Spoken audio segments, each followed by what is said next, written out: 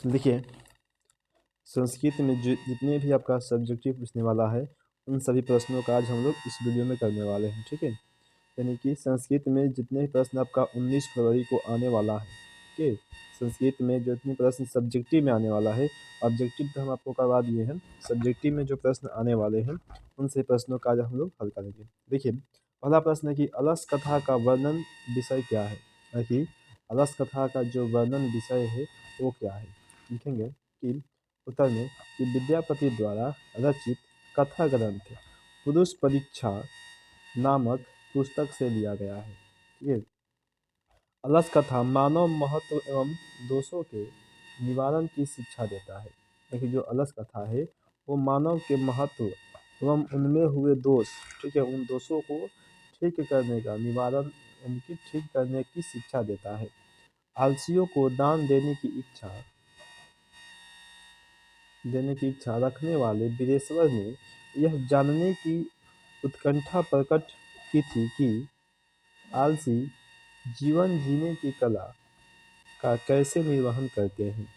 इष्ट लाभ के लिए इस लाभ के लिए मिन्नती भी आलसी का रूप लेकर पहुंचने लगते हैं।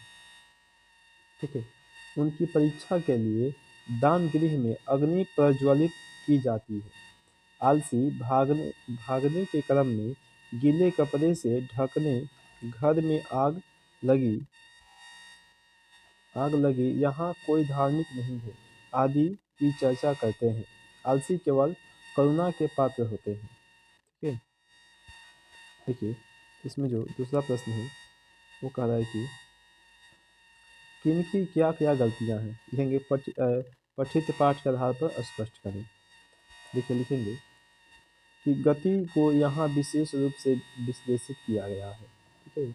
स्त्री पुरुष एवं बच्चों की गतियाँ अलग अलग है। स्त्रियों की गति पति है, बच्चों की गति माँ है तथा आलसियों की गति करुणिकता यानी कि दयालुता है।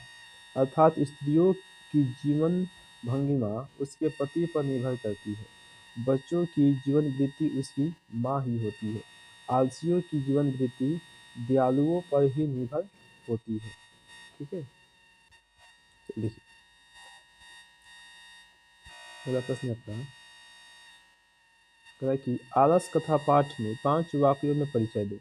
देखिए, अलस कथा पाठ के 5 वाक्यों में हमें इसे परिचय देना है अलस कथा को। लिखेंगे कि यह पाठ विद्यापति द्वारा रचित पुरुष परीक्षा नामक ग्रंथ से संकलित है। यह उपदेशात्मक लघु कथा है। विद्यापति ने मैथिली, अवहर तथा संस्कृत तीनों भाषाओं में ग्रंथ रचना की थी।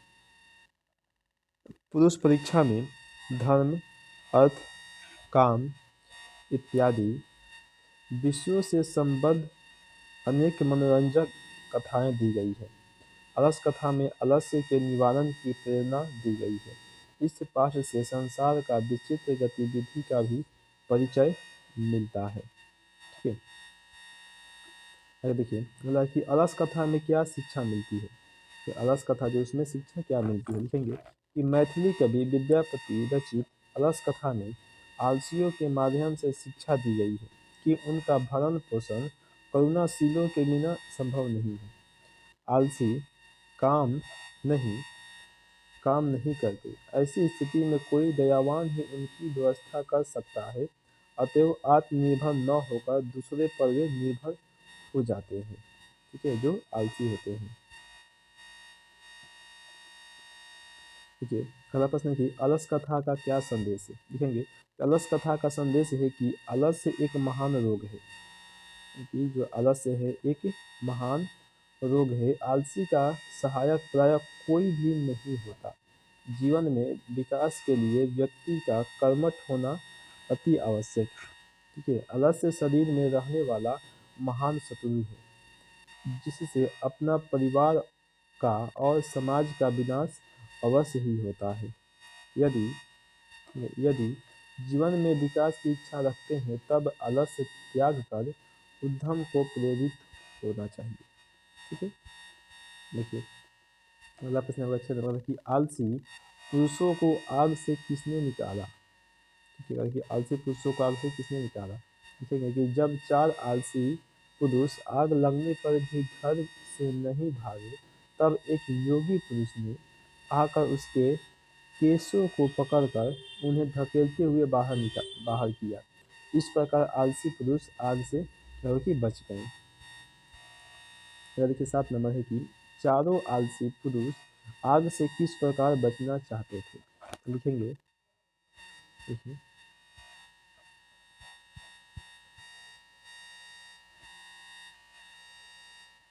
कि चारों आलसी पुरुष आग लगने पर भी घर से नहीं भागे। शोरगुल सुनकर वे जान गए थे कि घर में आग लगी हुई है। वे चाहते थे कि कोई धार्मिक एवं दयालु व्यक्ति आकर आग पर जल, वस्त्र या कंबल डाल दे, जिससे आग बुझ जाए और वे लोग बच जाए। ठीक है,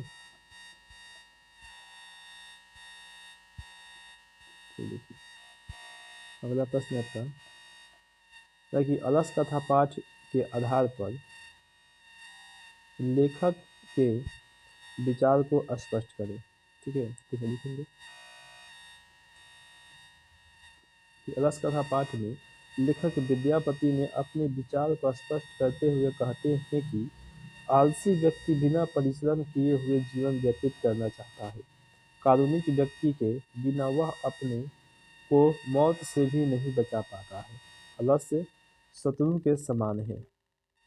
आलस्य जो है क्या कि एक शत्रु के समान होता है। ठीक है।